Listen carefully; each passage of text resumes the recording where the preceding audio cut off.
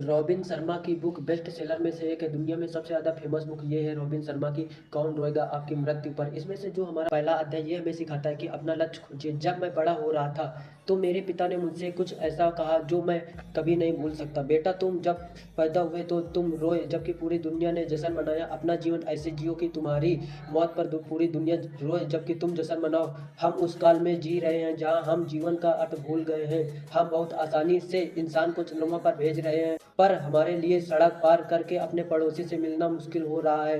हम एक बारूदी मिसाइल को बिना किसी चूक के दुनिया के आर पार दाग सकते हैं, परंतु अपने बच्चों को पुस्तकालय ले जाने का समय निकालने से चूक जाते हैं।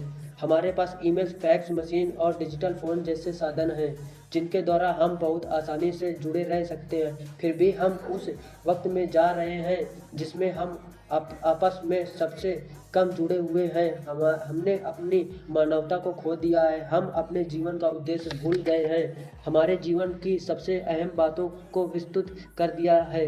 और अब जब आप यह पुस्तक पढ़ रहे हैं, मैं आदरपूर्वक आपसे पूछ रहा हूँ कि ऐसा कौन है जो आपकी मौत के बाद रोने वाला है। आप कितने जीवनों पर अपनी छाप डालेंगे जबकि आपको इस ग्रह पर चलने का मौका मिला है। आने वाली पीढ़ियों पर आपके जीवन का क्या असर होगा और आपने अपने अंतिम पड़ाव से पहले क्या धरोहर छोड़ी। एक सीख जो मैंने अपने जीवन से ली है वह यह है कि अगर हम अपने जीवन का नियंत्रण अपने हाथ में नहीं लेते हैं तो जीवन हमें नियंत्रित करने लगता है। दिन हफ्तों में बीत जाते हैं और हफ्ते महीनों में और महीनों साल में। सब कुछ इतना जल्दी खत्म हो जाता है कि हम सिर्फ जीवन को पूर्णता के साथ ना जी पाने का अफसोस करते रह जाते हैं। जज बॉर्डन शो की मृत्यु सौर्य पर उनसे पूछा गया, अगर आपको यह जीवन दोबारा जीने का मौका दिया जाए तो आप क्या करेंगे। उन्होंने एक लंबी सांस लेकर कहा, मैं वह इंसान बनना चाहूँगा जो मैं बन सकता हूँ परंतु नहीं बना। आपके साथ भी ऐसा ना हो इसलिए मैं यह किताब लिख रहा हूँ।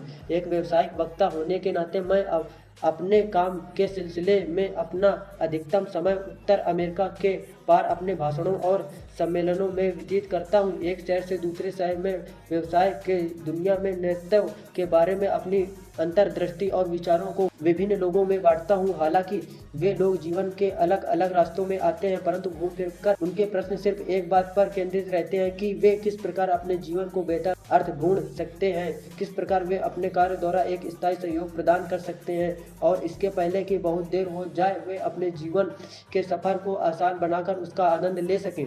मेरा उत्तर हमेशा इसी तरह होता है, अपना लक्ष्य ढूंढिए। मुझे विश्वास है कि सब में विशिष्ट गुण होते हैं जो इस इंसान में रहते हैं कि उसको किसी उचित उद्देश्य में उपयोग किया जाए। हम सब यह किसी अनूठे लक्ष्य के लिए हैं, एक ऐसा महान उद्देश्य जो हमें अपनी मानवता के उच्च गुणों को उजागर करने में मदद दे सके और साथ ही हमारे आसपास के लोगों के जीवन में कुछ अर्थ जोड़े सके। अपने लक्ष्य को खोजने का यह मतलब नहीं है कि आप वर्तमान के कार्य को छोड़ दें। इसका अत्यंत सरल मायने है कि आपको अपने काम में उन चीज़ों पर ध्यान देना चाहिए जो आप सबसे बढ़िया तरीके से कर सके और अपनी छाप छोड़ सके। इसका मतलब है कि आपको जिस परिवर्तन की आशा है उसे वास्तविक रूप देने के लिए दूसरे लोगों की प्रतीक्षा ना करें और जैसा कि महात्मा गांधी ने कहा था, उस बदलाव को स्वयं लाने की कोशिश करिए जो दुनिया में देखना चाहते हैं और जैसे ही आप यह करेंगे जीवन बदल जाएगा। रॉबिन शर्मा का पहला चैप्टर यही बताता है। बहुत अच्छा उन्होंने बोला है मेरे दोस्त, इसको आप एक बार पढ़िए और सुनिए और समझिए। धन्यवाद आप सभी का ये वीडियो देखने के लिए।